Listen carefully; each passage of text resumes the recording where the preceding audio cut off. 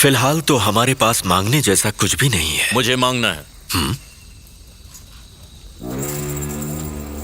ये जगह, ये जायदाद और ये धरती, ये सब इन गांव वालों का नहीं है, मेरा है।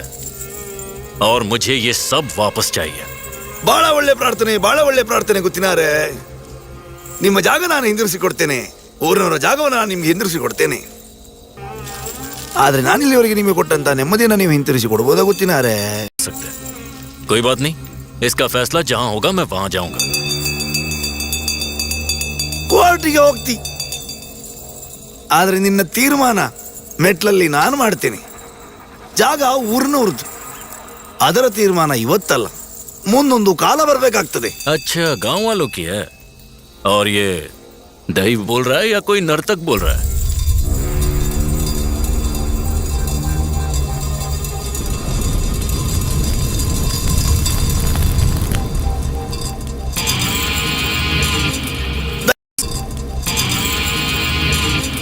ದೈವವ ನರ್ತಕನ ಇವತ್ತೇ ತೀರ್ಮಾನ ಆಗ್ಲಿ.